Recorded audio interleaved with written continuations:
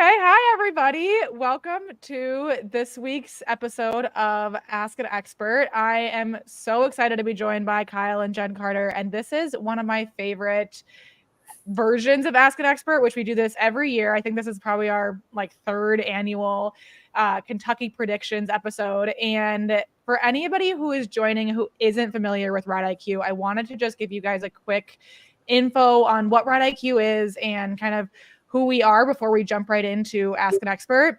And Ride IQ is at its foundation is a mobile app with on-demand audio lessons taught by the world's best coaches, including the two wonderful people we have here today. Jen and Kyle are some of our best coaches or most popular coaches on the app. If any other coach are listening, you are also our best coach. But Ride IQ, we offer the audio lessons are so that you have support while you're in the tack. So anytime you're riding alone, you have a top coach in your ear guiding you while you ride. And it is a subscription, and you can sign up on the Ride IQ website at ride-iq.com. And all memberships include a 2-week free trial. So you can try it out and see if it works for you, and free of charge. So definitely feel free to do that. And we are excited to jump into the Kentucky 5-star preview and predictions tonight. Jen and Kyle, thank you for joining us. Thank you for having us. We love this one. This is so much fun. I know it is so much fun. Sorry, go ahead, Kyle. Watch all the 4 stars and 5 stars that are televised in the world Monday morning after the events are over. And partly we see horses and we're like, oh my God. And then here it is on the list. And then you get it takes a little bit to remember them all, but it really does give you a great insight. And then, this is going to be such a year. Yeah. It's going to be incredible. Yeah. I will say this year, it does seem like the 4-star is going to maybe overshadow the 5-star just a little bit, only because the Olympic horses are mostly in the 4-star. Okay. But I think it's going to be an incredible week in the sport. I wish I was going, but I have to stay here. So the Jen's not wrong. The 4-star has probably 4 or 5, maybe 6, maybe 7 contenders for the Olympics this year. But in the 5-star, so the 4-star viewing is going to be unbelievable. There probably is more than that. There's potentially between the Canadians, the Americans, you probably have 12 to 15 people that could be at the Olympics. And then at the 5-star, the reason I shook my head is there's some of the horses coming over from overseas are unbelievable, and they're in contention for that, for those spots as well. So whatever you're into, you are seeing the best field of horses, in my opinion, that has ever been at Kentucky, other than a World Championships, the 2 times they've run the Worlds there. Then you had the best horses and riders in the world, obviously, because you had them selected to 4. But this time you just have it. So, God, you got to watch it. If you can go.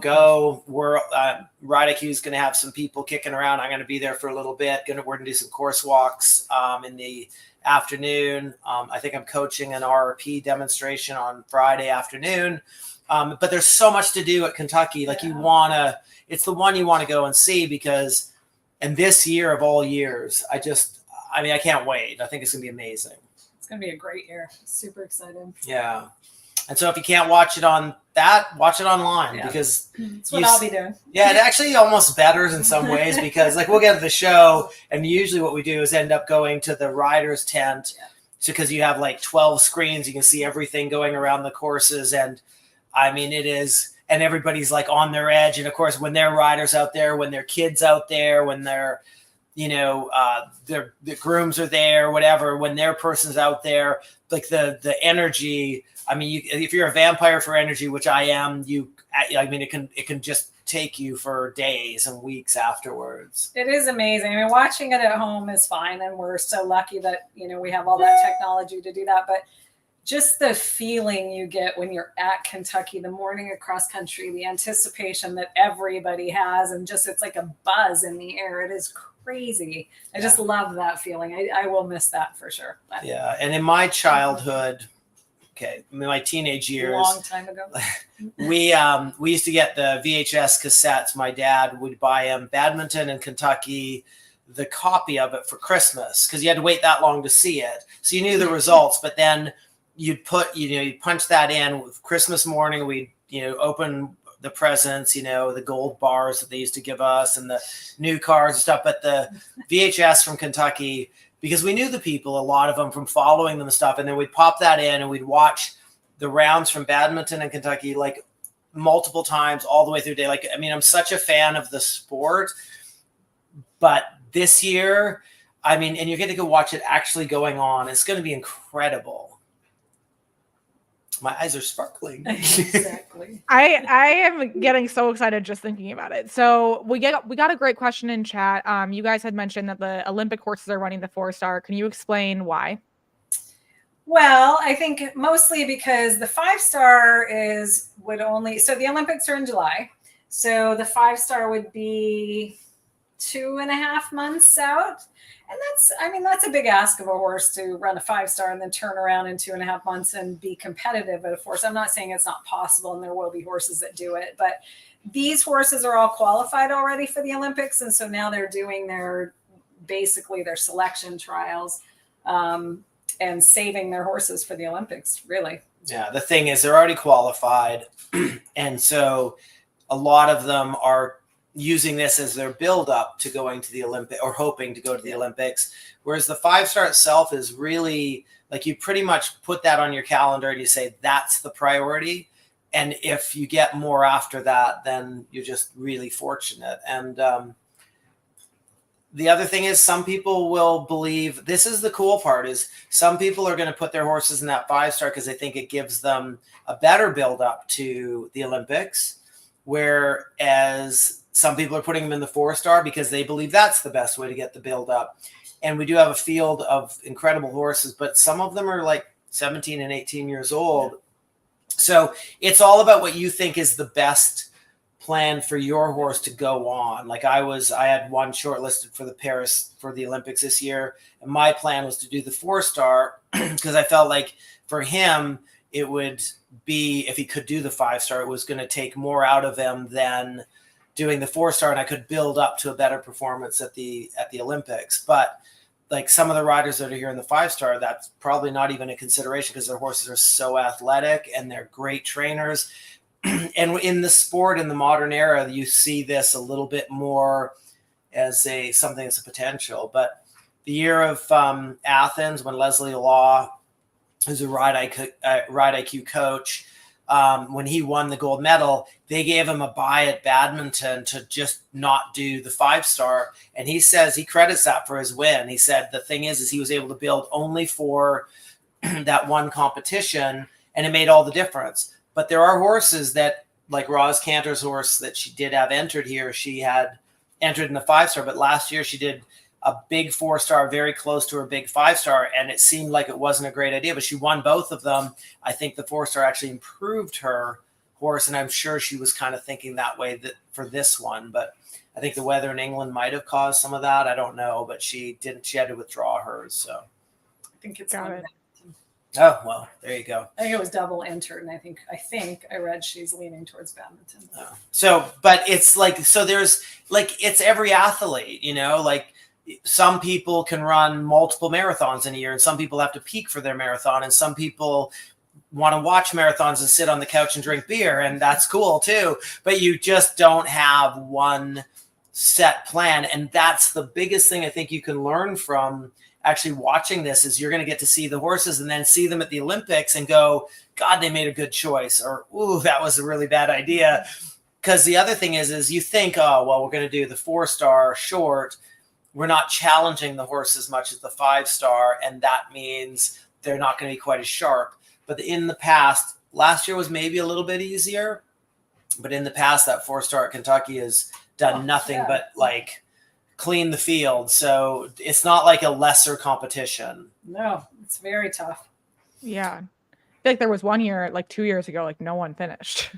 Like Yeah, that. very Yeah. Good ones though. I mean, it was it was a good year. There was the footing was certainly, the weather was tough, and it was a very good competition. I think it was fair. It was fair, tough. And I think it was probably the right thing because it made people go, oh my God, I'm going to Kentucky, instead of, oh, this is my backdoor way to get into Kentucky. They took it, and now I think people are like, you know what, I better be really prepared for this. Yeah, absolutely. So Holly's asking, can you talk to the horses who cross-entered badminton in Kentucky and why you do that other than being waitlisted at one? Well, badminton this year, I think, accepted all their waitlisted horses, but I mean, the riders do it for various reasons. I think badminton's really tough. Not that Kentucky isn't, but I think sometimes Kentucky might be a little bit better for a first-time 5-star horse. Maybe in some cases with some of the riders coming over, they have too many horses because badminton, they limit to 2. I think so. I think they can only ride 2 there. So if they have a string of 5-star horses, they got to find somewhere to run them. So if they have good owners that back it to fly them over, there's good prize money here. I think there can just be any sort of reasons. I know there's a few Americans cross-entered, because to go to badminton is probably every event rider's dream. So if you get that opportunity, you're going to enter both hoping that you get to do the badminton, but if not, you're ready to go at Kentucky. And I think the other thing is, and this is a big important thing. And here in America, you enter an event, you go and run it, or you choose not to, whatever. But it's very rare that you're not actually able to do that from the event site standpoint. In England, the weather's been horrible this spring because, it's England, so it gets wet and muddy, and they've had to cancel a lot of events. And badminton has come out already a month before the event and said, the footing's great. It dried up fantastic. Questions abound whether this is something that's going to be doable, A. And was it last year that it was so muddy or the year before? It was last year. It might have been last year. And then what year did they cancel because of rain? That wasn't that long ago. So, but last year, the people that ran at badminton, there was I think other than a certain very, very, very small placing of people, they didn't even qualify for the Olympics. And they had great days, but it was so wet. Yeah. They had to ride for the day of badminton, not for the day of potentially going to the Olympics. So you probably are playing odds, basically, making sure that your bases are covered. And I mean, what a privilege to be able to say, I'm going to cross enter, and I actually can afford to do either one of those two things. You're sitting in a very, very privileged position to be able to do that. Most people, we always, it's Kentucky or nothing for us, because I'm not that there's anything wrong with that. I love Kentucky, but we're not putting horses on the plains. And I think that is, part of it as well. As did I raise enough money to do it? Because I know that Megan O'Donoghue got the money to go to badminton. So she went to badminton and she had cross-entered. So, there's so many different things going on that you're playing with, and you only get one spring 5-star. So it's not like you can be like, oh, let's enter there and I'll go there and I'll go there. Everything's gearing to this moment. And I think that you have to understand how weighted that is, And there is one added thing this year. Normally badminton runs the weekend right after Kentucky. This year there's a 2-week window. So actually you could go to Kentucky, and if you aren't having the best ride at the beginning, you could pull up and put them on a plane to badminton, whereas that very rarely happens. They're usually too close together, but this year it's different for some reason. So yeah. Wow, that's really, I had not thought about that. That's going to be interesting to see if people do that and if that changes things. Yep. Yeah, you could see that happening. Yeah. The thing is if it was reversed, Kentucky would benefit greatly from that, because badminton tends to, really separate the wheat from the chaff a lot more. Yeah. And so a lot of people, when they get it, if you were in trouble partway around the course, or if the conditions as they were last year, you would have seen another 20 or 30 entries if it was 2 weeks apart in Kentucky. So it's funny that we can see that, but the FEI and the organizers and all that couldn't go, wait a minute, you know what? Badminton would be better before Kentucky. That said, Kentucky, this weekend's a great year for Kentucky. Yeah, it's hard because in May, if you put it 2 weeks later, you could get bad footing or, whatever. God, it's so hard to do. And I think the people that are cross-entered from the U.S., you do have to enter badminton really early in order to get in. It isn't one of those that, oh, Kentucky went bad, I'm going to try and get in badminton. So I think they have to double enter and then hope for the best. So. Cool. Well, really, really helpful information on that. And I mean, if you guys are ready, we can dive right into kind of going through the entry list. Yeah. Wonderful. So the first entry out, because Philip withdrew his first horse, is Sarah Kozemplick. And so the first thing has to be noted with Sarah is not solely responsible, but probably as close to it as possible for actually Kentucky running the year of COVID. They canceled everything. The organizers didn't put enough. Honestly, they just didn't put enough weight into what it meant. And so they were like, oh, with COVID, we're not going to be able to get the numbers. We're not going to run. And Sarah started a really strong program with Lynn Szymanski and Dorothy Crowell, all them 5-star riders, to create funding and raise money. And I think honestly, Sarah's owner of this horse, actually, Edie, came in and like they put in a huge amount, and then so many people. There was a major grassroots uprising to put money in to get Kentucky to run that year, and that's the rider that was responsible for it. And so because of that, like I said it last night on a interview I was doing, I was like, if there's a god who loves eventing, she should have a great weekend. This is a really good horse. I think this year is a good year for her to go and have a run around. I don't think it's going to be competitive yet. She's done an incredible job improving its dressage and its show jumping. Sarah's a really accomplished rider, has jumped around Badminton, Burley, Kentucky multiple times. And this is her first year back in like 4 years or so. And this is this horse's first 5-star, but Sarah knows what she's doing, has the right mindset for it. She has had she hasn't had the best spring building up to it, but the thing is she knows probably when it's not going well, what to do and how to get the last bit of preparation. So, I mean, it's going to be a really good first person out. She was really hoping Philip would be first out, but honestly, I think for me, it's always been better to go out without having to watch other people go and hack or, make a mess of it or do brilliantly out there. And I think Sarah's certainly a good lead-off rider. And the horse is uber talented. She's hasn't had it a super long time, but she actually, one of our Ride IQ coaches used to own this horse. This is Megan's horse.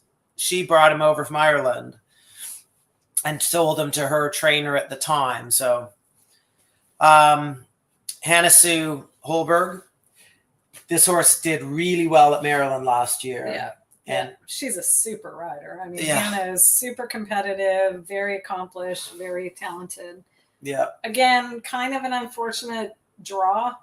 I mean, more so for the dressage probably than anything, because this horse is quite capable on the flat, but it's always hard when you're one of the earlier ones. So I would actually disagree. I think his early position is really good for this horse because he's really consistent. And when you go into the ring with a really consistent horse, sometimes the judges will give marks away and then they'll tighten up a little bit. And I think there's a really good opportunity. And we saw it with the little Theodore O'Connor when she went there. He was really correct, did all the movements correctly. They gave a bunch of marks away and then they went, oh my God, and we backed off the next 10 riders. So I think it could be a really good year for her. Hannah's unbelievable.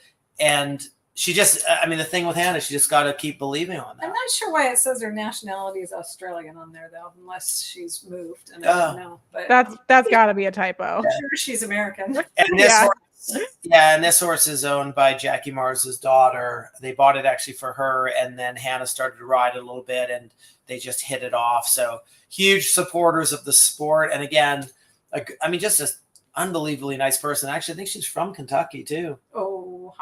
Ohio, Kentucky North. Exactly. Same thing. And I think, look, the first however many riders, it's so nice to see they're really experienced. They're going to go out and give it a go and give some good information to the later riders. So it's nice that you don't have a green rider, one of the first out. Yeah. So Jenny, Jenny to me has come into her own in this. When she was a young rider, she won young riders. She actually used to work as a working student for Mike Winter. She won young riders. She went off. She was with Philip for a long time. She really committed to becoming as good as she could be. And she went through, she was unbelievable talent and very competitive. And then she went through a bit of a rough patch for a while. And I think now she's finally become the rider that she should have been. And I think the first year that I wrote the article for the Chronicle, I said I thought that this was the time, because she kind of kept not quite getting it all. And now she's just dead reliable.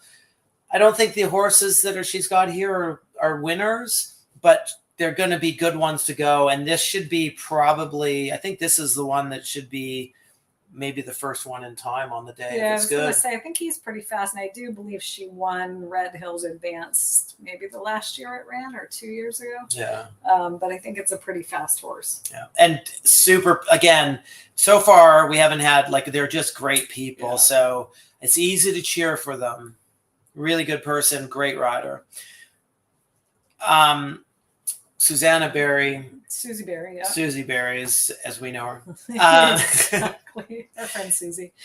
She's ridden at the World Championships. I think this is her first 5-star, though, certainly on this horse. On this horse. I'm not sure if she's done one or Yeah. not, but I think it's the horse's first 5-star. But we've been watching her for the last 4 or 5 years, because she's not the oldest. I think she's like 27 or something. I don't have the stats in front of me, but she's just been unbelievable. She's done the World Championship. She's just an incredible talent and such a great example of Irish riding. When you watch her go, it's just constantly digging in, making things happen. So it's pretty awesome that we got her to come over to Kentucky, because there's lots of options that are easier to do from Ireland that she legitimately could deservedly go and compete at. So again, you're going to get to see real class Irish riding there. And I mean, last year at Maryland, we saw that, and he ended up winning it. Yeah. And that in the preamble was exactly what I said about I'm not saying, oh, we've got the winner here, but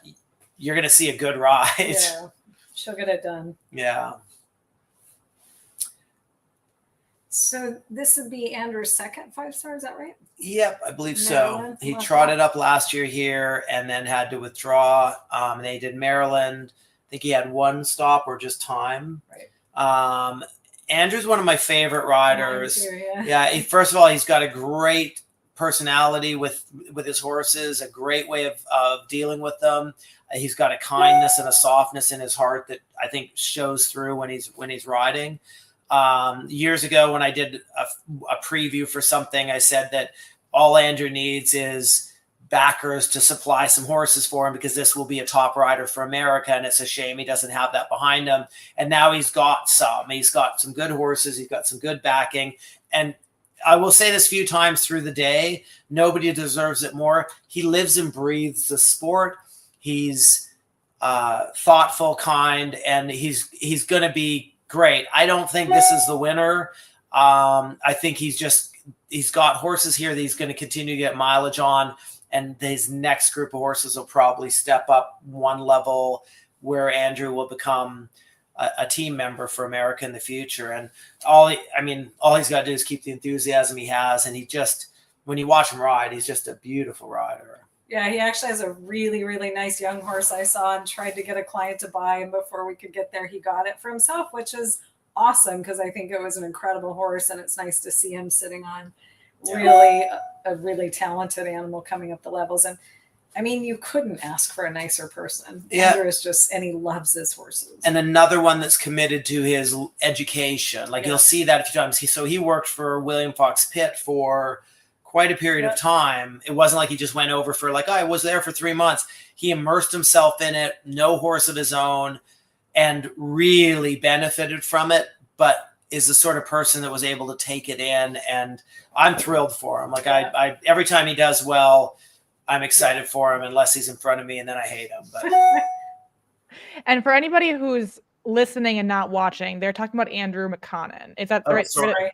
That's right. No. Is that the right way to say his last name, McConnon? Yeah. And this is Wakita 54. Yeah. So, and it's a very good horse. And don't get if it was in my barn, I'd be thrilled. I'd be so excited. It's a really good horse, and Andrew will do a really good job with it. I think he's going to have some time on cross country. His dressage tends to trend, I think, low 30s, mid 30s, high 30s. Right. I had all this in front of me, and unfortunately I don't have it now. But my feeling is he'll be mid-30s, and I think he'll have some time on cross country, and then probably he'll follow up maybe with a rail and show jumping, but it'll be a class ride and a good day. Wonderful. So the next one is Emma Klugman and Bronte Beach. One of our Ride IQ coaches. Very exciting. You guys have done a good job bringing in really good people. So Emma is one of the hardest workers in the division. And this is a division of really hard workers. So you have to take into account that when we say that, it's like a proper, it's major respect. I actually don't know if there's a harder worker in this division. She's in full-time law school. She rides multiple horses at the top level. She works for Ride IQ and does some lessons for us. She is running the Pony Club program for us, and for Ride IQ, and she is like just again committed all the way through. Sells some horses, does some teaching. I'm not sure when she sleeps. Yeah, and a super nice person. And Bronte Beach, I'm sure I'm pronouncing it wrong because that's what I do for my life. I'll correct you. Don't worry. Yeah. Thanks, darling. But this horse is lovely. It's his first go at a 5-star. And I saw it go in its second or third advance. So I was talking to her, I think it might have been its second one. And she goes out and she's very much a stamp of like a Philip Dutton where you're like, oh, that horse is green. And the next thing you know, she's blazing around and being like one of the fastest on the day. But she does it really well. She sits super, and she is going to absolutely, I think, impress on the day. I do think this will be a little bit, there's a test as the horses do their first 5-star. I think she's going to have some time. I think her dressage is going to be very, very competent. And then on show jumping, Emma's a real student of the game and will put in a really good performance. But next year, this will be a top 10 horse. I really believe that. I don't think it's this year, but I think it will be next year. It's such a beautiful horse. Beautiful. Mm-hmm. Okay, this one is James Allison and Paper Jam. So he actually just won the 4 short out at Twin Rivers this past weekend on this horse. So really good prep coming into it. I know it did have last year off. So, and I believe it's its first 5-star. Yes. Yeah. Last year off. So we'll see, how it's sharp. It is unconventional. In its way of going, but James is a phenomenal rider. I think he's probably the fastest or one of the fastest in the field usually. He's such a fast rider. Maybe it won't be on this horse, but holy cow, James usually knows how to get the time.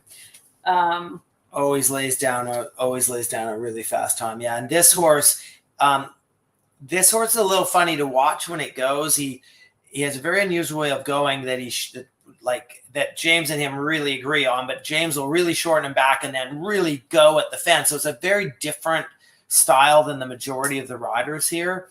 But with that, usually when you're slowing down and then going forward, you're slowing down and you can't make it. And they legitimately, if you look at his record, are typically one of the fastest people going around these courses. Unbelievable talent. And he wasn't born in America, but he switched over, and it's a really boon for America to have him come on board.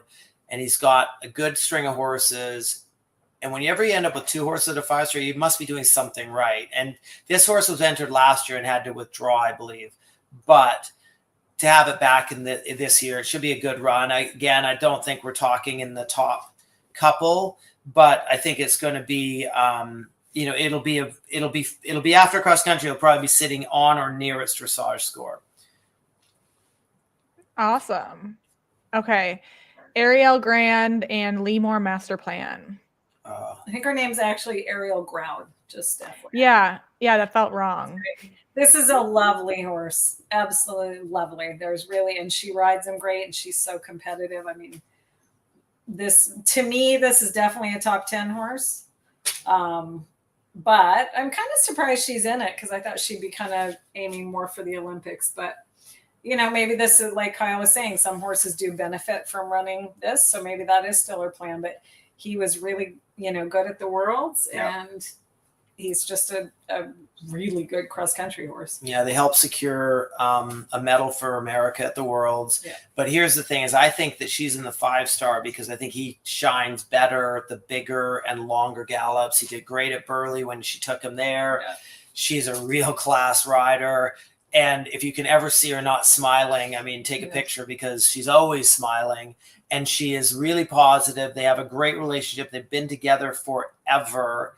And it really, I mean, just a super example of what America could produce with, long-term commitment and owners, because she's had the same supporters for a really long time. And this horse is truly gifted, and she is as well. And there's a group of horses coming on behind this one that will also benefit from her mileage that she has now. But this one, her and him know each other like the back of their hands. It's absolutely fantastic. And he's kind of old school breeding, Master Imp, so I love that part of it. He's a true Irish event horse, so it's kind of fun. Yeah, and Ariel, actually, she did a in-stride episode, and so if you want to learn more about her, she kind of gets into her whole story on that, and it was really interesting because I didn't really know much about her until she came on in-stride, and she has a really cool story. Yeah, and her owner is Annie Eldridge, who's been a huge supporter in this sport forever. Like when I first moved out east, Annie was there, and she's still there, and that's, if you want to be successful in this, you need people like that behind you.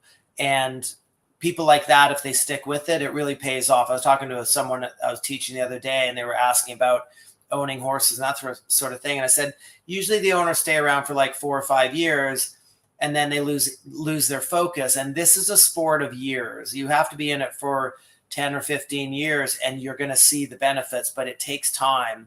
And it's hard to get people to commit like that. And Annie's done nothing but support that. She breeds a lot of horses, and she's really a wonderful person. So the next person is Calvin Bachmann, and his horse is the Phantom of the Opera. He's a German rider. Yeah, I'm just going to straight up say I know nothing about this horse or rider. So Kyle, over to you. Yeah, over to me. I actually have, because I found my stats, but mine's in a different order than yours. So let me find it. But I will say we've watched this horse go in Europe. Jen and I last year watched it go and jump around at Le Moulin. This is its first 5-star. But when you're coming up from overseas, you're not flying from Germany because you're like, oh, maybe it'll go okay. You're coming to compete. Its dressage is not as strong as it could be to really feature in the top bit. But Kelvin's only 22. Oh. And the one thing with these younger riders is they tend to show up and know nothing about worrying about what tomorrow might bring. And so they put it all on the line, and you see major performances a lot of times from people like this. And I think I had him down for a top 10 placing potentially. It is, like I said, low 30s. It usually has a rail and show jumping, but this rider does compete at a very high level in pure show jumping. And I mean, I think he's going to bring that in there. And I do think Kentucky favors a lot of the European riders on that last day, just the way that ring sets them up. So don't be shocked to be like, wait a minute, who's that? And it'll be worth watching. So he's obviously here hoping to really put his name in for the Olympics. This is a good competition for that, for his purpose. And next up, we have Megan O'Donoghue and Palm Crescent. She's going to badminton. She's going to badminton. I am going to just say, though, this is another one of those people that I said this about when I first started writing for the Chronicle about the top sport, that this one needs more horses behind her. She's an incredible rider. She's super positive. She's kept this horse sound for, what is he, 18 maybe this year? Yeah. Well, I would have to find her here. I think so, something like that. And she's done a ton of advance with them. She's a super class person. I think the problem is sometimes these really nice people have trouble being bossy enough to ask for the support.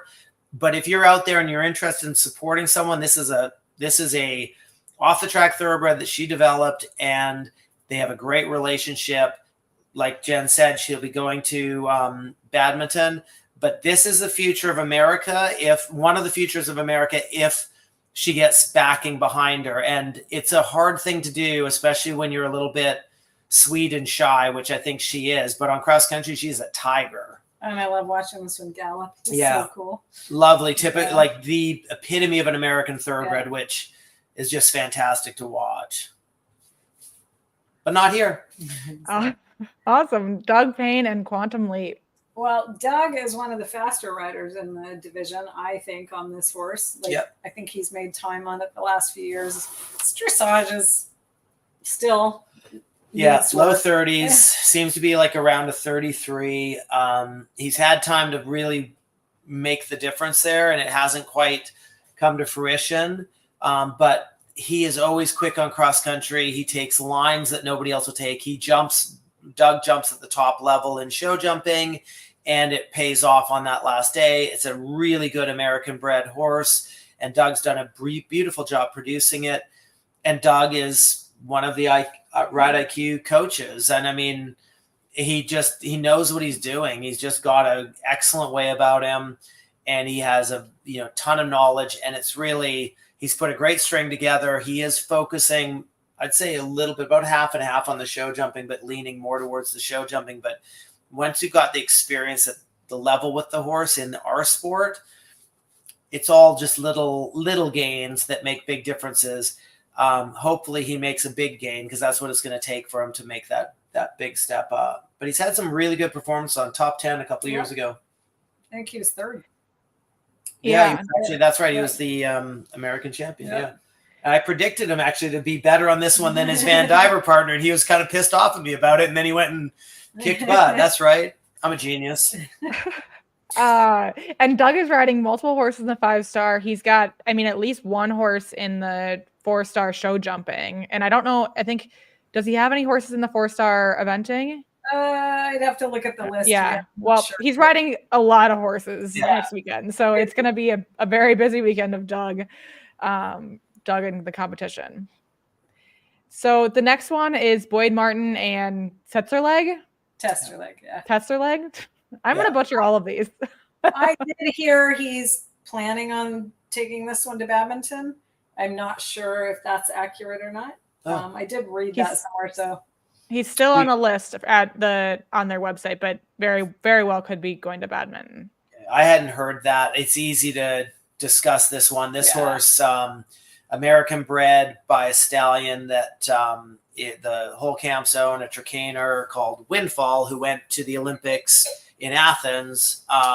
Didn't he win the four? He won the four. The first short. Yeah, the first 4 short here. Windfall won. This horse has been an incredible campaigner. He's truly made of iron. He keeps going and going and going. He's been to the Olympics. He's jumped around all the biggest tracks in the world. Boyd and him have an excellent relationship. They're very, very good on the flat. It just seems that in the last couple of years, things keep slipping away. The show jumping it used to be bloody and impressive. And I don't know if it's just as he's getting a little bit older, he's starting to just kind of have a rail or two pretty consistently. The cross country, he was in an incredible placing here 3 years ago, I believe, and he tipped up in a last combination on the course. But don't bet against Boyd, because Boyd knows how to pull it all together. I just wonder if this partner's sort of starting to just have be at the end of his career and show that. It's a small horse, and it might just be getting to that point, but it's still a really good horse, and it is easy to see it cracking into the top 10. There was a time where you thought it was going to be the winner. Yeah. So. Amazing. Kirsty, Chabert. And then, what was that, Jen? Sorry. Chabert. Okay, well, I was close. And Classic 6, is that? Yep. So we saw this one Badminton last year, I think. Yeah, it's a really lovely horse. I think it's her that somewhere the horse pulled a shoe and she had to pull up midway around. But I think it is such a nice horse. And again, like Kyle said earlier, you don't put him on the plane if you don't think you have a good shot, right? So And I think she rode a different one here last year. Yeah, maybe she was sixth at Poe last year in the 5-star with this horse. It's usually low 30s, occasionally slips into the 20s on the flat, and that's great. Not quite good enough to be the winner in this field, but has every right to be very competitive. And again, especially coming from Britain, the footing over there tends to be very muddy and deep. And the horses that come over from there tend to step up and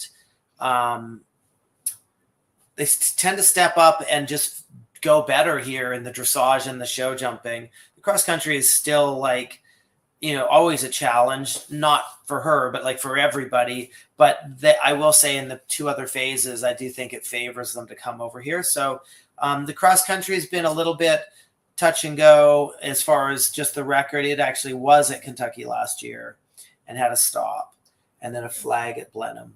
So, but coming one time, now you know where all the porta potties are, the convenience stores, where to get Ale81, and so she should be more comfortable in the environment.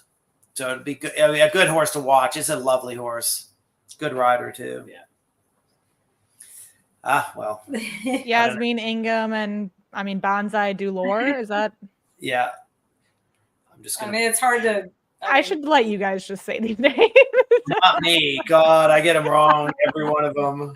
Well, obviously, not this is alone. our current world champion, so there's not a lot to say. Now, I know she had a bit of an unlucky streak there for a couple of events, maybe, but wow, it's an incredible partnership. Incredible horse. I love him. He's so cool to watch. I think she'll be right up there after dressage, anyways. Yeah, she'll be in the top 3 after dressage, I would think. And when you watch this horse's back move, like when you're up above it and you're in the grandstands, it is like it just moves. It's so elastic and supple. She's a younger rider. She did win the world championships at 22. Yeah, 23, 22. So, and then she kind of has had a few issues. The coffin seems to be a bit of an issue with her at the moment. She had a stop here last year, and she had a stop somewhere else kind of doing the same thing. I think she's going to put it together this year personally, and I have her coming through this very well. She's had a rail the last couple of events in Europe. But again, the horses jump well here. I think and I think this is a fan favorite because when you watch it go, it's like liquid gold. It's so beautiful to watch it. It's just poetry. And I think it certainly is in contention for a win. And I think she's here to try to really, stamp her name on that British team for the Olympics. And this is potentially going to be a good spot for her to do that. I think she was second here 2 years ago on him. So I believe so. She's looking to win this year. Yeah. And she's only 26. Yeah. It's incredible. Bloody things. Eh? So annoying. Jessica Phoenix and Rabbit. Well, it's actually Wabbit with the W. But oh my gosh. I know. I can't win. That's okay. I think she's another one entered at Badminton, so I'm not sure if she's running here or there. I had her still on the list last night. I don't know what that means, but I don't even need to look at the stats for it. Wabbit has struggled in the show jumping. His dressage used to be a bit tough. And Jessie is an incredible rider, competitor, never gives anything up. She went over to Europe last year. Canada's doing a good job developing, sending teams over for Nations Cups and stuff. She went over and arrived in Belgium to do a Nations Cup, I think it was. It was somewhere over there in Europe, and had 5 or 6 rails in show jumping and didn't get to run cross country. And everyone was like, we knew that horse shouldn't go. She shouldn't be over there because it has struggled. And then she showed up at Badminton. Burley did a good dressage, stormed around the cross country as Jessie can, and then had 1 rail in show jumping. Yeah. Like Jessie is someone everybody should look up to. At Montana last year, she was out there when we were there with Gus, and we've been on teams together and traveled around to Rio and the World Championships. And she's just the nicest person. She's a mother of two, but she is like as tough as nails.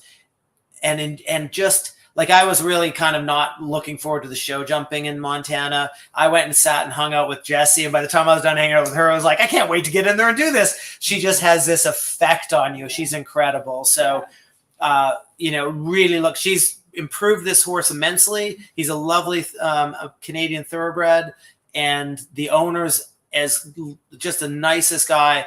And I would just hope for the best weekend. I think they had the best weekend at Burley last year, probably of, a beyond expectation of anybody.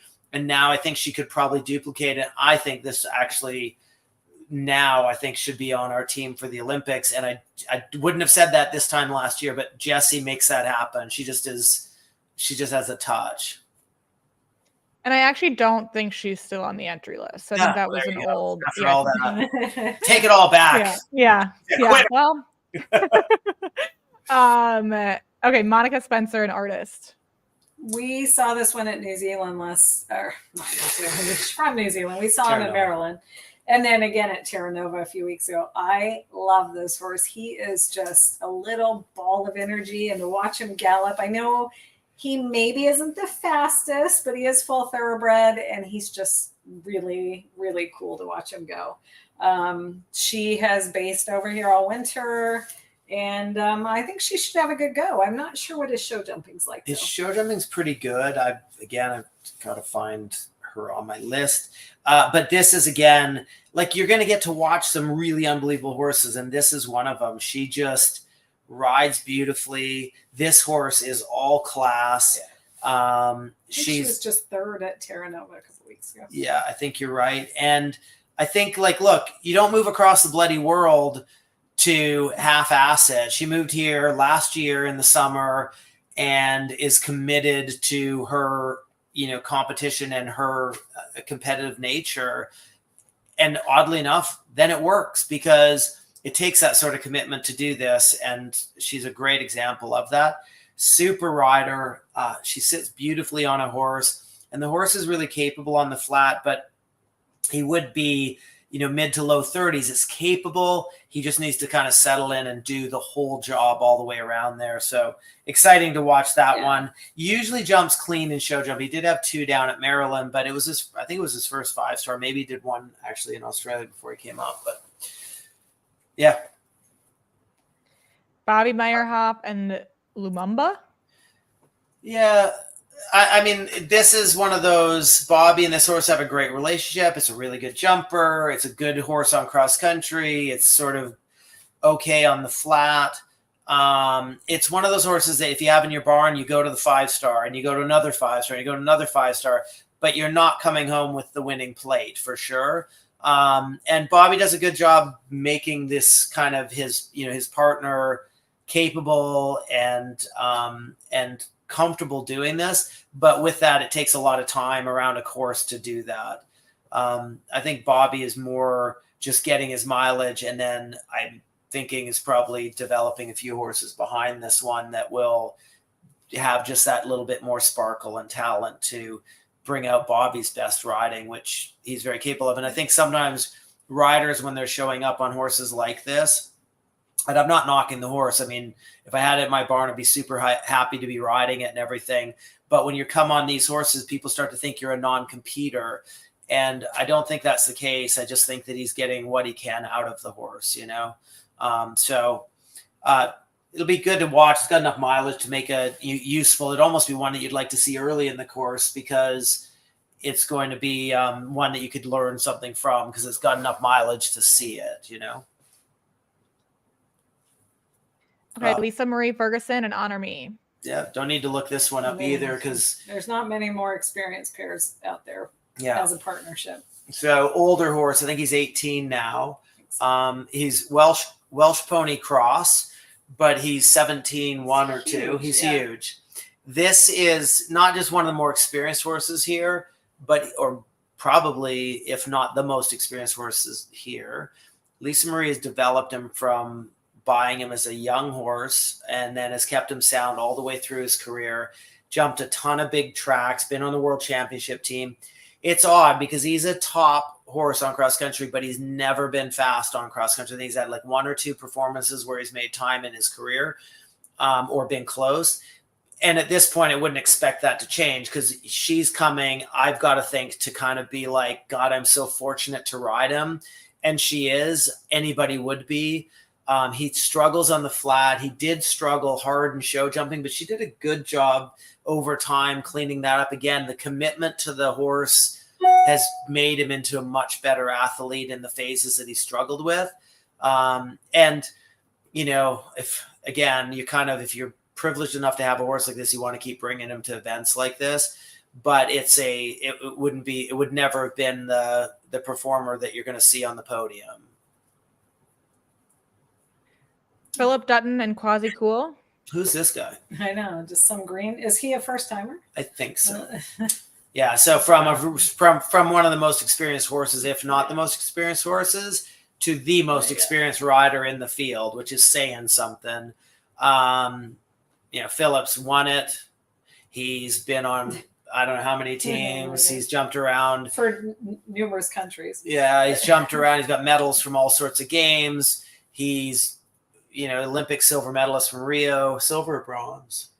Bronze. Yeah, and earned it on cross country. He's bringing a couple of first timers here, and this is one of them. He's riding some really talented horses that I just think are probably a year away from making the big impact. And I say that, and then Philip always canters his way right into the top, you know, into the ribbon ceremony. So it's just so unpredictable because he is a freak of nature. Yeah, never discount Philip. Yeah. Holy cow.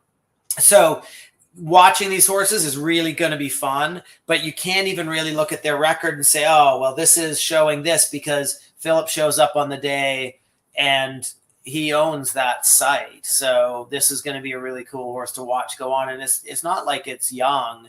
The youngest one he moved into, and he's doing Tryon on it now. The other two are a little bit older, although they're both of them their first 5 stars. So he's gone out for this. This is his last sort of, I think, group of horses in his career, and he's sitting on super talented ones. So it's probably a win. He's got 2 here that could be winners in the future. Malin Hansen Hotop. Do we know? Right. We don't know how to pronounce Carlitos Quidditch K is the horse. I remember seeing this one at Lemulin, I believe, last year, and it's just lovely. But other than that, I don't know much about it. I'm looking. You keep talking about how beautiful it is and how great beautiful. It was at Lemulin. Here we are. So it's 12 years old. So it's got enough age on it to be coming here. I think she's 46. So she's carrying. I thought she was young. Yeah. So she's, she's coming in with enough mileage. Yeah. No offense, Mel. I mean, you're not old. But like, so she's had top 5 placings in Europe at 3 stars and 4 stars. This year they did Lemulin coming here, the 3-star, and this is its first 5-star. It's sort of the Germans that have come in are low 30s to occasional high 20s on the flat. But again, I don't think you're going to be, I think what's going to happen is at the end of the weekend, at the end of dressage, everybody will be like, that's, of course they did well. They're German. And I think they're going to step above their record. This is a lovely, lovely horse to watch go. Do you think I actually watched this one win maybe in 2022 at the 4-star level at Blenheim? Was it at Blenheim? Okay, I was going to say harass the pen, but might have been the 4 short there. So it's obviously uber talented because Blenheim is very competitive. Yeah, it hasn't had a cross-country penalty in 2 years, and it usually makes time. And Blenheim takes a fast horse that can dig in as well. And it is the pinnacle of, if you're going to win a 4-star and think you did the biggest 4-star in the world, that's the one. And that she won there, a lot of future superstars come out of that as a winner. So if it's a muddy weekend at Kentucky, this one's probably one that's just going to keep moving up the board. And it's a very good show jumper. It can have a rail last year. It used to be a little bit cleaner, but again, if you look at what they usually jump on, they're usually on grass, and we're going to see it on proper good, American footing, and they usually spring off the ground at the horse park. So Matthew Grayling and Trudeau, maybe. Yeah. Trudeau, yep. I made a comment last night on the name of the horse and was told we're not allowed to talk politics. So Matthew moved up here this winter, right? I think so. And has been competing in America. And he's had a great record coming up here as far as clear rounds and being being really competent. Matthews is 60. So he's got a ton of mileage. He's been doing this a very, very long time. And knows exactly what he's doing. So I think what he's trying to do is get his last hurrah of taking a really nice horse, bringing it up here and showing up at a super competition site. He usually is, Carolina was his first cross country penalty since 2016. So I think because we saw it at Aiken. Yes, at FEI. Usually low 30s, but it's a super, super clear jumper and show jumping as well. So you could see this being I'm going to finish on a low 30 and making its way into the award ceremonies in a top 10 placing potentially. And, when you've got knowledge on top of, a good horse and someone that still wants to be doing it, you just can never discount that. I used to really like the young riders. Now I just like the old guys. Why is that? Sharon White and Claude 63. This is such a nice horse. I love him. I saw him a few years ago and he's just unbelievable, but it's hit or miss. Yeah. I mean, he could put it all together and win, but yeah, he also could spit the bit somewhere. Yeah. So he's got if you look at the Equa ratings on him where they do the evaluation of percentage of things, he's got actually a very low percentage of cross country completions clear. Wow. Yeah. It is one of the best show jumpers in the competition, but it's odd because at the Pan Ams last year, and they put him on because there's, the show jumping is such a important thing in team sport, and he went in and had 4 rails, but it's not going to happen again. And Sharon is one of the nicest, most positive, just genuine people, loves her horses, and deserves another really big weekend here because she's had some on some of her horses. Just when you're out on course, you need to be on and your horse needs to pick it up when you're not. And I think this horse needs Sharon to be on the whole way, and then he'll be on. But I don't think he's going to throw his lot in for you without, that sort of effort. But Sharon certainly knows what she's doing. Yeah. She's worked with Bruce Davidson for years. Mm-hmm. She was a working student for Bruce Davidson.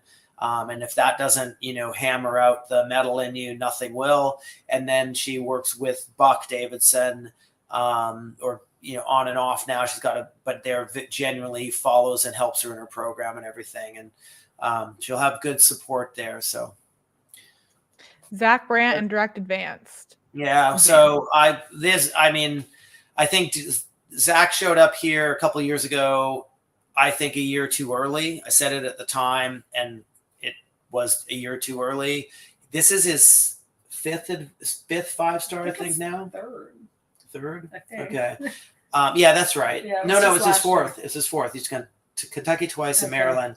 And so it's 4th time. He's got some work to do. This is an unbelievable horse. It wants this as much as anything. Zach's a really good rider. Last year at Maryland, he pulled up partway around the course because his back had been plaguing him. He's had surgery on it. He says it's good. There are no excuses for anything other than success here.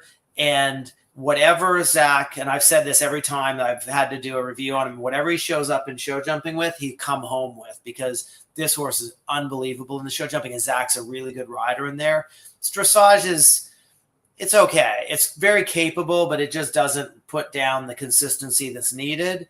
And it's really on the cross country that Zach needs to kind of just go, there's no tomorrow. I'm going to get this bloody thing done, because it's he's gotten around some, but there's a difference between getting around and being owning it. And he needs to develop that, or he needs to make that happen now, because there's no tomorrow with it. He doesn't need to be waiting for some future effort. So, and he works with John Halling, who's another Ride IQ coach. And John says that they had that conversation the other day, and that both of them agreed that same thought process, and that Zach is on it.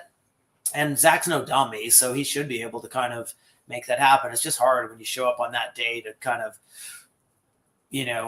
pull the stomach up and say, I got this. So he's got it, though. I do believe that. He just has to make it happen. Will Fodry and Mama's Magic Way. Oh, incredible horse. I love him. Yeah. It's so much fun to watch him gallop cross country. Yeah. Great horse. Will has loved this horse from the moment he got it. They have a great relationship. They've had some good rounds at 5 stars. The dressage has always been a letdown, which is kind of funny because it's a very good mover, and Will's not exactly a bad rider. I mean, he's got some great record behind him and good performances, but it's just troubled a little bit in that. He should be very fast on cross country. He's had some clear rounds in time, and Will's a very fast rider, and then it's a really nice show jumper. Yeah. So another one that just watching Will go on this horse, everybody kind of wishes that at some point in their career they find that one that just makes you happy to do this all again. And especially if it happens late in your career, that much better. And that's, I think, what's happening with Will. Mia Farley and Phelps. Well, this one obviously had the performance at Maryland. It was pretty incredible. I would expect at Kentucky a few more people will make time than just one. Yeah. She was the only one to make time there. Yeah. I know it's show jumping can be questionable. She was pretty good at Maryland, but I do think that's its. Yeah, 2 at Maryland, but she typically trends a few more than that. Yeah. But this is the one last year going into Kentucky or into Maryland, I said she's young enough to not know there's any downside to it. You just there's an age and a skill where you just kind of I've got this, and you don't see all the horrible things and all the disappointments and all that. And she saw nothing but positivity there and pulled off a round that was unbelievable. He's an American thoroughbred, so he can run all day. I would see no reason he shouldn't repeat a clear round in time on cross country. Dressage is okay, but it's not good enough for the big win. And then it's just going to be on that show jumping, how close she can get to the clear round. I think I'd be shocked if she pulled that off. But it's worth also saying, and I'm a big fan of people that commit to programs. Mia's been working with David O'Connor for, several years now, committed to the program. And David, in turn, David's a gold medalist from the Olympics in Sydney, if you don't know, and many other medals from other competitions. He was the American team coach at one point. He was our Canadian team coach when we won the silver in Kentucky. David, in turn, is committed to her, and he actually owns this horse. And he put it to her, and it's not that's exactly how the symbiotic relationship should be as you bringing a professional on. You should be okay, now I'm investing in you because you've invested in me. And she deserves everything she gets. And she's got a couple of younger horses coming on that look quite nice. And she is also a super rider. It's not just she's doing it on optimism. She's incredibly good. Joe Meyer and Harbin. I love this horse with Joe. Yeah. I love it. It's been Joe. Joe is a warrior. Joe would go out there on a course. He had a couple that you'd be in the warm up and the thing would land and buck him off, and he'd get up and go, and then he'd show up at Kentucky on it. He wants to be out there as much as anybody in this competition. And I think finally he's got another partner like his Olympic horse Snip that he took to Hong Kong and ran around badminton. He's had a bunch of good horses at the 5-star level, but I think this horse suits him to a T. It is a class horse. It runs unbelievable. It jumps great. And Joe is no quitter. And funnily enough, his wife won't let him run at Ocala this coming weekend because he so badly wants to go to Kentucky. And he typically, because he'll ride anything and he's a bit tough about it. He went last year, had to go over to Europe after a really bad fall here, knocked himself silly, broke some stuff, and then he ran around Blenheim and didn't make time, just missed it though. Yeah, but he was good. Yeah, you would think he shouldn't even have gone. So she stopped him from competing this week so that he can be really healthy for Kentucky. And I think it's going to be pretty cool to watch. I love this combination. Don't tell him I said that. Christopher Waller and Decord FRH. Another one, that's got a legit shot. I've seen it go at a few things last year and the year before, and I think they've got a bit of mileage, and it's a nice horse, and he's a really good rider. The Germans are coming over stacked, right? They're not just coming to jump around. Plus, it has really cute white socks. It has really cute white socks. That's what everybody says. It's very cute. Yeah, really important. Yeah, exactly. That's what Jen looks for. Really talented horse. I'm just trying to find the age on it because I seem to recall it seemed like it's the right sort of time to come in here. But I don't think he's 12. I don't think he's quite ready for the win. Very clean on cross country, but same thing as I said about the other ones, the Germans right now, there's a low 30 horse on the flat. That's not going to feature well enough at the end of the weekend here, but it is a really good show jumper and really clear and fast on cross country. So I think Jen's right that probably could push its way into in the top 10. They've got enough mileage to make that contending thing happen, and he's trying to prove himself for the Olympics. Wouldn't be any shock to see that happen. And again, at the end of the weekend, I think you're going to hear people go, oh, well, the Germans are just good on the flat, and their numbers aren't there, but I think they're going to be better there. And I hate to say this, but the ground jury in Kentucky tends to favor the foreign riders a little bit. Sometimes they can earn a few more marks than the boys that live here. Or girls. Got him, Jen. Andrew McConnon and Ferry's Cello. Yeah, so this is, I think, is a more experienced one. He did go over to Europe with this one last summer, right? Yeah. For a Nations Cup for the U.S. So, it's got some mileage. Did it do Maryland? I don't know if this is the one that did. I'm just trying to find that. But I do know when it went overseas, it did have a little bit of trouble because I think up until then it had been quite good. But I think that this is a rising star in the country, and I do think that we're going to see him.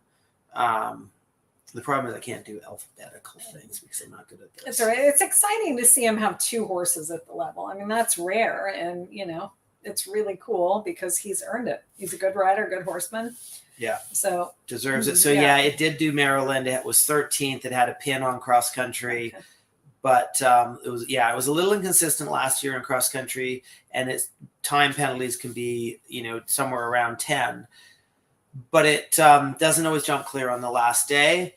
But again, Andrew will give it a good ride. I don't think he just has that. He has a class about him. Jenny Brannigan and Effie Lifestyle. Jenny had a really, really good go at Burley on this horse last fall. She was 7th, I think, 6th or 7th. Quite good. So my guess is she is looking for a repeat of that. I don't think it's the winner, but Jenny's competitive, so she'll give it a go. Yeah. So he had just 2 time penalties last year here, had 15 at Burley. Burley. So. Yeah, and it's a very good show jumper. It's usually low 30s on the flat, and my feeling is that Jenny's a very fast rider, and that this one this year is going to make time. She'll jump clear on the last day. I think she's probably knocking on that door for a top 10 placing. Yeah. Buck Davidson and Sorokama. Yeah, unbelievable American thoroughbred. Again, it's just the type of horse you want to see run around these. Buck's he's done it all. His dad's won the world championships. The reason that the Kentucky Horse Park is there is because of Buck's dad, because he won the world championships in Burley. So it used to get awarded to the country that won. And so it got awarded to America. They set it up at the site, and then it developed from there. And then, of course, Bruce, Buck's dad, went and won it a second time at Kentucky, and then has won everywhere. And Buck has followed in his footsteps and been everywhere. He's been on American teams. The thing with Buck is he will sometimes ride horses that maybe aren't good enough to be doing the stuff. And because of that, he hasn't had quite the same record that his dad has, but he has all the knowledge, all the ability. This horse, I kept pegging it in the last couple of years at the 5 stars when I would do the reviews or previews. I kept pegging it for jumping around double clear. And I really thought at Maryland he was going to pull that off, or at least get close. And he kind of midway through, he was really pissed at himself because he kind of got into a combination. He changed his mind. And he was like, I don't know why I did that. And I think that this is going to be a redemption for him. The dressage isn't going to be quite good enough. The show jumping can be hit or miss, but Buck has a way of pulling stuff off. Yeah. Like horses that never jump clear, and it's really important. All of a sudden the thing jumps around clear, and it's almost like he'll look around like, I don't even know how that happened. So, I mean, Buck's a really good friend of mine, and I'm pulling for him. I'm always pulling for him. And I think this horse, I don't think it's the winner by any stretch, but this is a horse that he should be able to finish cross country in time on, and he should. It's fast enough. And then he should be able to go into show jumping. And if he pulls his magic out, he could have a rail or jump clear. But again, when you're relying on magic, sometimes that fairy dust just doesn't come out when you need it. Lillian Hurd Wood and LCC Barnaby. Well, I know we said that Lisa Marie's horse was the most experienced, but I have to think this is the most experienced horse in the field. He's unbelievable. I think he's done 10 5 stars. Yeah. And I think he's finished almost all of them. Yeah. He's incredible. He's been around the world. He's not the winner, no, but he is absolutely wonderful on cross country, and their partnership is so good. So I love watching them go. He just looks like he does it for fun. And what can you say about someone that's taken a horse and done everything that she's done with, like she has with this horse? You have to see this, like you have to just praise all of that, the relationship, the horsemanship and all that. And she is an incredible rider and has a string of horses coming behind this. But you just see, this is his 14th 5-star. Oh, wow. Yeah. So there is nothing with more mileage. He's got more mileage than probably 90% of the riders here. He's usually mid-30s on the flat, very clean on cross country, but he has time, and he's not getting faster as he's now 18. 18. Yeah. 18. Yeah.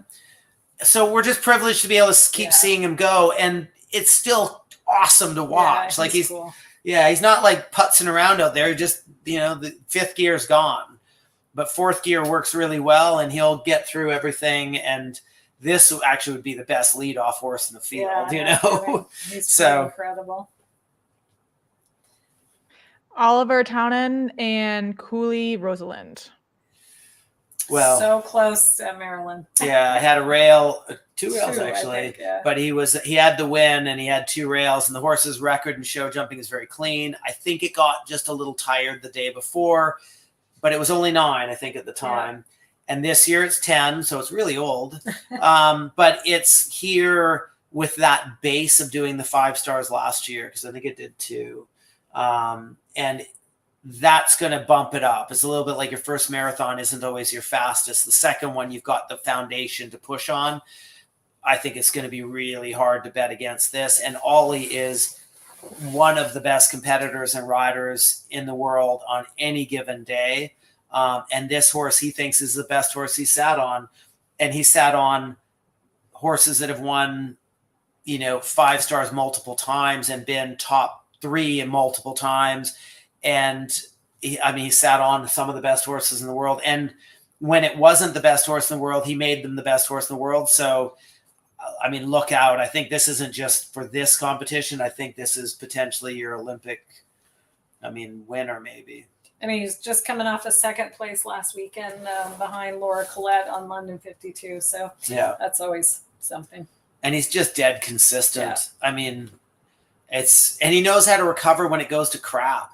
And he knows how to make up the time when he's had to do an option because it went to crap. Like, he just is calculating the whole time.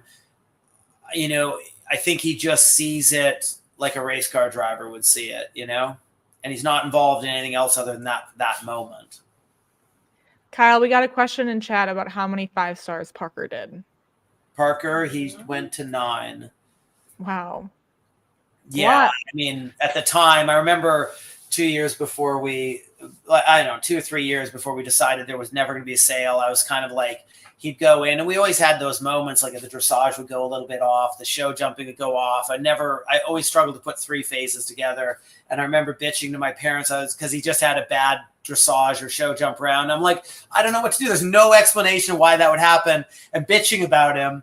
And now I look back and I'm like, God, you're such an idiot. How could you ever have complained about such a horse, But he was amazing. He is amazing. Rebecca Breitling and Caravaggio. I don't know what that is. Caravaggio, I believe. Caravaggio, 2. Yeah. Beck moved here from Australia 20 some years ago. Yeah. She hasn't been to a 5-star for 20 years. Yeah, something like that. Yeah. 20 years. But again, she moved up here committing to, like, she followed Philip and Boyd, rode with Philip or Boyd down there, like not as a competed against him. Moved up here because she thought the opportunity would be better for her riding. Then she moved to California and has a big program out there and produces a lot of horses. This is her best horse, and he has a great way of going. He had a great record on cross country, but she went to Europe last year and it kind of got a little shaky. But I always figure that's actually not the worst thing in the world, because it makes you kind of go, oh my God, I need to do something to step it up a notch. When it's all going well, sometimes you can convince yourself that you're invincible, and that's not always the best thing. So I don't think it's going to be the winner. Its dressage is, just not great. Yeah, it's okay, but it's not good enough. And then it's show jumping. It's a good show jumper. It's bred to show jump, but it doesn't always have the round in the show jumping. But she should have a great day on cross country. And I will tell you what, I don't think there's many people. Maybe if Jessica Phoenix showed up here, few people would be as over the top excited as Beck will be finishing the competition. And she'll have that whole California support crew thing going. And there's nothing like a good California rider, and that's where she's based, because everybody loves you if you're out there, and they all come and they all cheer you on. And she's a super nice person. So, we're going to be pulling for her. She's great. Yeah. Lauren Nicholson and Vermiculus. Bug. He's so cool. Like, he's so little Arab cross. And Lauren just loves him, and I'm not sure what else to say about him. So she bought this one as a very, very young horse, like I think 3, because he was related closely to her. Yeah, Snooze Alarm, which was her young rider horse that she took to a 5-star. He's Arab, like Jen said, cross, but I mean, pretty Arab. And she bought him. Jackie Mars owns him now. She bought him from Lauren to have Lauren keep him and produce him. And Jackie is the biggest supporter in our sport. And so she always has horses at these things because she's totally immersed in it, breeds them, supports riders long-term, which Lauren's been riding for her for a really long time. But this horse just it just is, they're a great partnership. He's incredibly cool to watch. I remember writing the first Chronicle thing, and I said, when I first saw him, I was like, yeah, he's a young rider horse. He's really cute, but he's not really packing enough to be a top horse. Now, at that time, he'd already gone on and been a top horse. And I was like, and I was wrong. And she came up to me in Kentucky. She was like, you didn't think he was going to be a top horse? And I was like, well, I mean, seriously, I saw him. He's a cute little Arab. I was like, how much edge can he have? He's unbelievable. Yeah. And Lauren's one of the best riders in the country. Yeah. If you want to see good hands on cross country, watch Lauren ride to a fence. She has a feel, but it's soft. It's like she's holding, a full glass of water and it never spills. So this easily could put her back into the limelight again. And he has before. And I'd be cheering for her if that happens. She's a super nice person. Yeah. Elizabeth Halliday and Cooley Nutcracker. Well, don't count Liz out. She is as competitive as anybody, I think, in the field. I think this is the horse she had at Montana last summer. I believe so. So it's probably its first 5-star. Just keep doing your part while I try and find alphabetical order. But I think, look, this one will be, I believe, be right up there. Probably top 6 after dressage, unless something goes wrong. But, we'll just see. Liz is competitive, and I think she'll finish close to the dressage score. She's going to give it a go anyways. It is on the greener side, though, I do believe. So, yeah. First 5-star usually gets in the 20s, higher 20s, but has had a 22. He did the 4-star here. That's right. He was I think he was in first on cross country, and he had the pin. So he moved him down to 3rd or 4th. But he hasn't made time at a 4-star, but it's only had a rail like once or twice in its 4-star career. The thing is, and it's a toll and arm. But that's the stallion. It's just interesting because he's produced a lot of good horses. The thing with Liz is, like Jen said, she's just a competitor. She did drive race cars, and she rides like there is nothing but a victory in the coming. So it's always hard to kind of ever consider the previous record, because I think she's just, at some point, it's been coming for a while. She's due for a big performance. She's had incredibly good ones, but I think at a 5-star it's coming as well, and maybe it's on this one. This could be her year. Okay, James Allison and Karma. Oh, this mare is so lovely. What a good jumper. I think she can be a little bit hot on the flat. Yeah, but does he does well with her.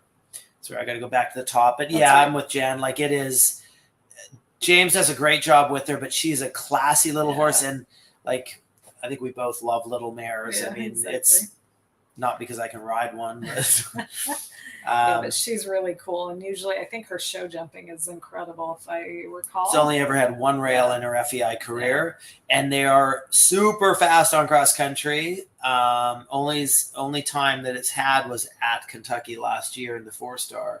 So I mean, James isn't traveling across the country and James is a believer, and that makes a big difference. And he's super talented, and he sees where he's going, and he never gets caught up in the moment in a negative way.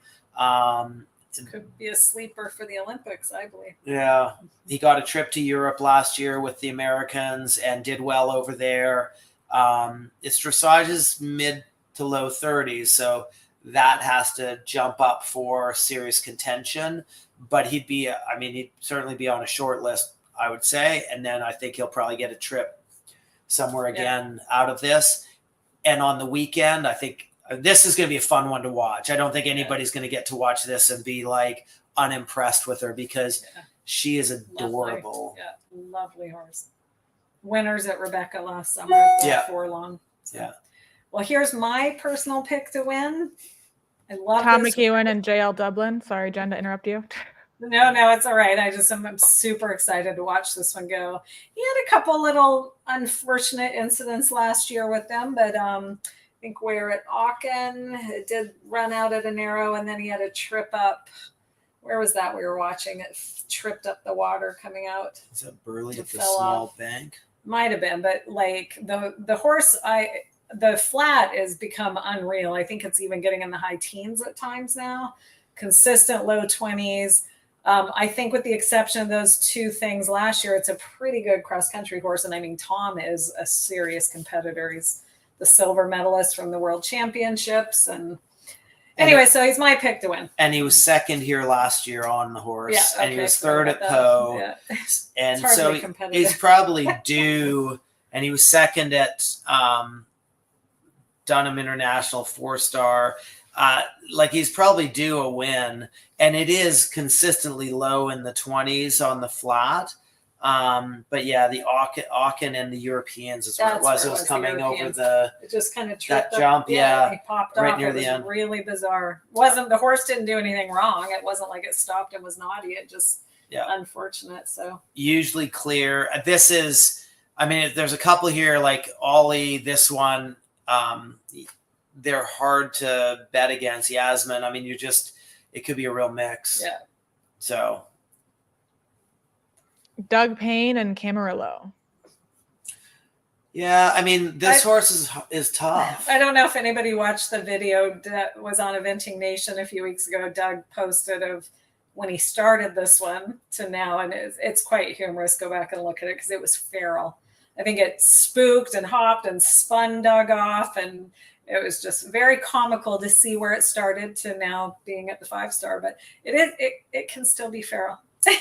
Yeah, and it's a little tough on cross country for rideability. It's a little tough on the flat for rideability, but I've now watched it for a little while.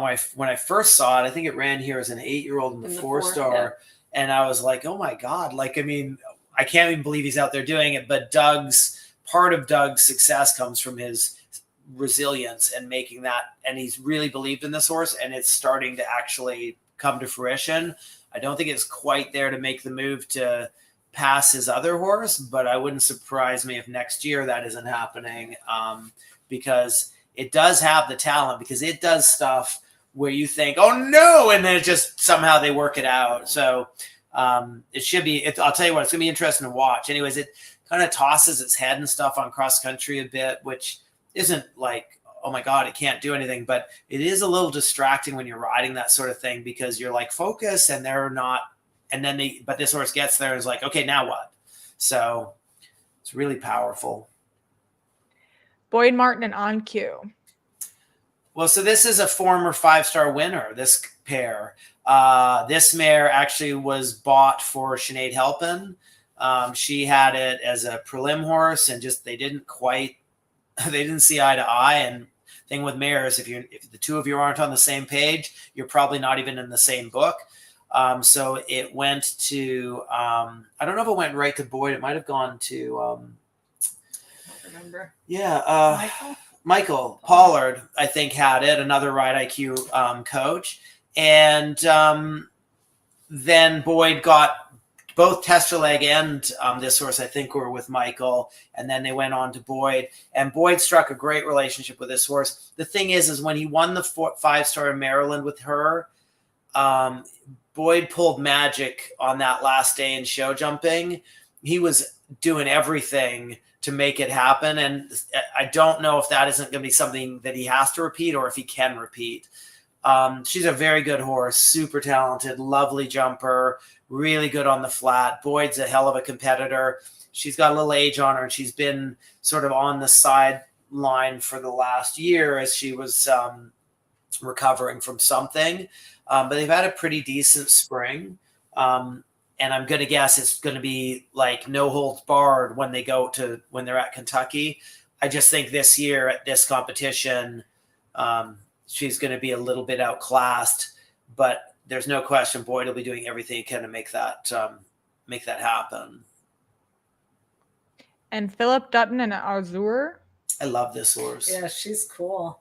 They tipped up at Maryland, but that is unusual. It is a really good jumper. I think its record, especially show jumping, is quite exceptional. Yeah. It's a newer part. I mean, I guess he's had her now a year and a half. But like Kyle just said with the mare, sometimes and so I do think it's taken them a while to gel, because I think she was a feisty little mare produced by an Irish rider. Yeah, Izib, right. Powers had her, and Izib is an incredible jockey and a really good trainer, but she's like a lot of the Irish riders in some countries' riders, where if you have a good horse, someone can come in and buy it from you. And Philip had owners ready to go, and they picked this one up. She was quite successful with Izib. But Philip is, I mean, he's unbelievable. He's a master. Yeah. And I think this is going to be potentially his best horse that he's sat on. He's got one other one that I think could be very close to it. And he sat on some unbelievable animals. So yeah. He won Bromont last year, I think. Yeah, they won Bromont, the short. Okay. I don't think he's the winner on this one, but no, not yet. So Kyle, I know Jen, you thought Tom McEwen, was that your call? Yeah. Kyle, what's your call? I think Ollie's got it. I mean, look, if I'm pulling emotionally, there's other riders I would be going for. But I think Ollie is just the consummate workman, and I think he's the best competitor in the field. And part of why he's a good competitor is because if things go wrong, he's able to just not get involved in that. I think between Yasmin, Tom, Ollie, you've got your, any one of those ones could win it. I just think that Ollie, there's no certainty in this sport. It's not like running or there's just so many things that can go on.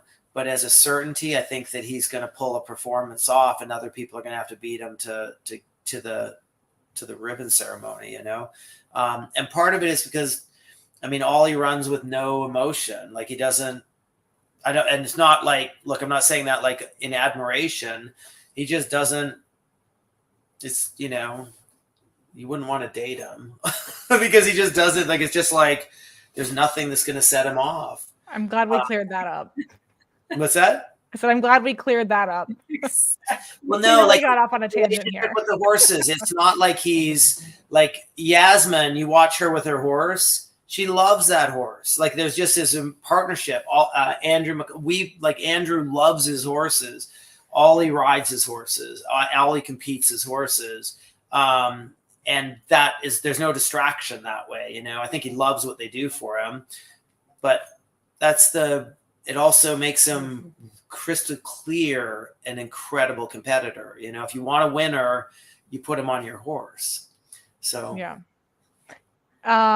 Amazing. You guys, this was so informative, and I'm really excited to go and see how this next weekend, not this coming weekend, all pans out. But thank you guys for taking the time and walking us through all of that. Do you have any last words you want to share before we? Sorry, we have to go over the 4-star. We won't go for the list. Okay. We did the top, what we thought were sort of the top 10 in there, because you've got Olympic candidates here, and you're going to see some of them on it. And so let's start at the bottom. I put Cassie Sanger as a top 10 rider. She's a young rider. She as well kind of looks with blinders, and as age would allow it. Really well produced by Dare Alexander, and now she's sort of gone on and now is riding with Leslie, but super rider. Liz on Cooley Quicksilver is definitely in contention, because she's hard to count out, and that horse has got some very good performances behind it. Leslie Law and Lady Chatterley. That mare can be a little tricky. Leslie is actually one of the Ride IQ coaches, but he's unbelievable, and he deserves the wins. This mare is supported by some incredibly cool people, and she wouldn't be the easiest to depend on, but if you give her roses and chocolates, good things happen, and she's won enough, and Leslie knows how to win. And so I think that is a very strong possible contender. Tammy on Donito. That horse is really classy, and she rides him great. Tammy's riding at the top of her game at the moment, so that would be really awesome to see her in there with that one. Boyd on both of his. These are his best horses, I think. I think the Commando horse is the best horse he's ever sat on. Lovely. And it's younger, and I think he's got every possibility of winning the whole competition, the 4-star. And the Fetterman B horse is got a great story behind him. Unfortunately, his rider fell off and she had an accident on him and passed away. And the family supported this horse for Boyd to kind of go on and be, just in her memory sort of thing, and has gone and done just that. It's been very successful, but it's a real feel good, feel bad, and then how awesome is that they're getting out there. And then you've got, I think, the winners, where you're looking at Tammy on My Bomb. She won the 5-star last year. That horse is almost unbeatable on the flat. And then it's incredibly good on cross country. It's a super good show jumper. It could jump pure show jumping to a level. And trading places right there with them is Will on Chin Tonic. And Will Coleman is one of the best riders in the country, has been forever. And this horse is phenomenal. And it's probably the one that could beat My Bomb on the flat. I think My Bomb has an edge on it just with that little bit more seasoning. But it's going to be a really cool competition because they're going to be so close and they know what's on the line. And then I actually think Will's other horse has a shot at the top 10. The off the record horse has done exceptionally well, but and it's a great horse. And Will is, again, an incredible rider, but it's just not quite, I don't think, as talented as some of these other horses. So he's going to have to work their experience together to make that happen. That's sort of what we both had discussed, and we kind of agreed. I think we've agreed on Tammy as the overall. Yeah, I would say. But don't be shocked if Will isn't the one getting it at the end of the weekend. It's going to be a really good competition, I would say. Yeah, right down to the last thing, So, yay. Amazing. Yeah. Cool. Well, thank you guys so much for doing this. Really looking forward to next weekend. And anybody who's going to be in Kentucky in person, definitely come to the Ride IQ Eventing Nation course walk with Kyle and Will Fodry on Friday at 4:45 p.m. I believe it's at. And more information will be posted on both Eventing Nation and Ride IQ socials. And then Kyle is doing a demo with the Retired Racehorse Project on Friday at Kyle, is it 1 to 2 p.m. or 1 to 2 is what I have. Yeah. Yeah. 1 to 2 p.m. Definitely stop by for that. It'll be a lot of fun. And other than that, I mean, there is a Ride IQ WhatsApp chat that's happening. So if you're not in that yet, definitely join that. We're all going to be chatting about places to meet and things that are happening around the park. Other than that, I've been looking forward to seeing you guys all there. And then Kyle will be doing at minimum twice a day updates on Ride IQ socials. Yeah. So it'll be fun. And I mean, look, guys, if you're there, if you're Ride IQ, like we're trying to create a community, and it's been great the last couple of years. This year we don't have a booth, but I don't think we need it because I think our community is bigger than a booth, honestly. And so let's try and make that, continue. Absolutely. Well, I'm so excited to see you guys all there. Can't wait to kind of see how everything goes next weekend, and good luck to all the riders. Thank you, Kyle and Jen. Thank you.